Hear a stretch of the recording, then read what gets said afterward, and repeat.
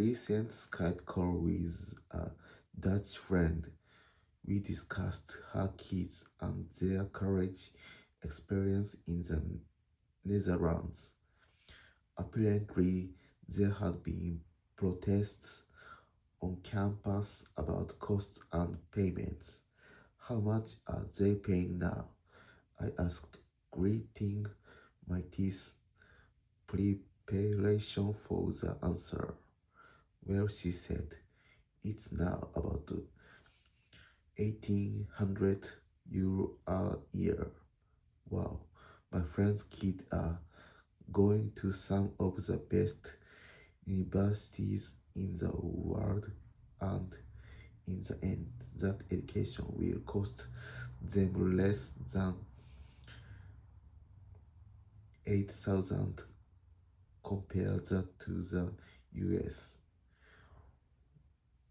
where the average cost of a higher education is more than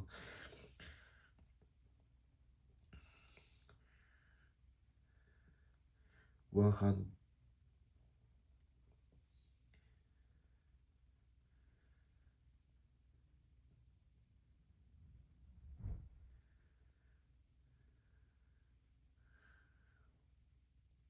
1,028,000 at the private school,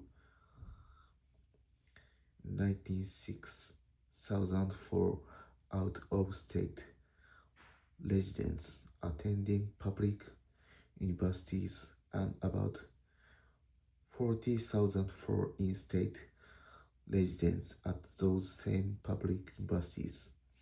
These numbers were key data points I held in my mind as I addressed a group of parents and students last week in a talk titled The Value of a Liberal Arts Education. While liberal arts is defined to include some of the sciences, sometimes the term is used to contrast an education focusing on the arts and humanities, English history, philosophy, etc., with one focusing on technical subjects such as engineering. In spite of being a scientist, I strongly believe an education that fails to place a heavy emphasis on the humanities is a missed opportunity.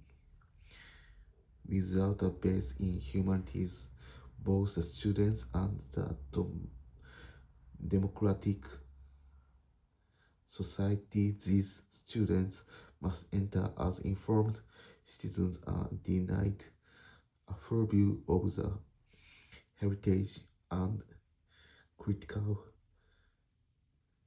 habits of mind that make civilization worth the effort.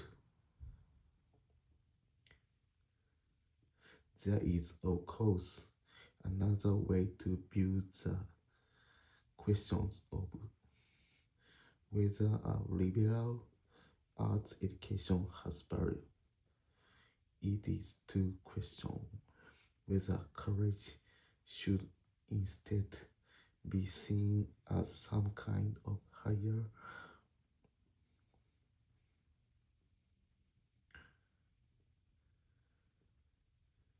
vocational training, a place to go to for a specific certification for a specific job. Here, too, I would push back strongly. For those of us who go to college, the 4 years spent there are often the sole chance we give ourselves to think deeply and broadly about our place in the world. To turn courage into nothing more than job training, emphasizing only those jobs that pay well, represents another missed opportunity for students and the society that needs them. So these are my traditional answers to the traditional questions about the value of humanities and arts education vs science and engineering. From my standpoint as a scholar, I'll stand by them and defend what they represent to the last place.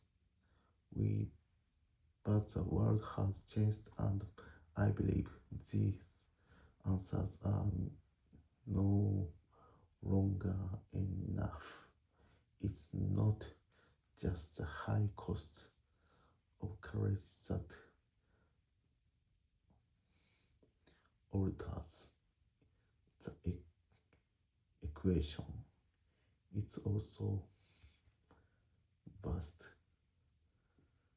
changes that have swept those through society with the advent of a world run on information, i.e. on data. So with that in mind, here is my updated the traditional response to the value of the humanities in education. The key is balance. It is no longer enough for students to focus on either science, engineering, or the humanities arts. During the course of their lives, students today can expect to move through multiple career phases, requiring a wide range of skills. A kid who wants to write screenplays may find the must learn how to build web content for a movie related app. That effort is likely to include getting her hands dirty with the technology of protocols and system architecture. Likewise, a kid who studied in programming may find himself working for a video game company that puts a high value on storytelling. Doing his job well may require him to understand more deeply how nodes mythologies represented the relationship between human and animal realms.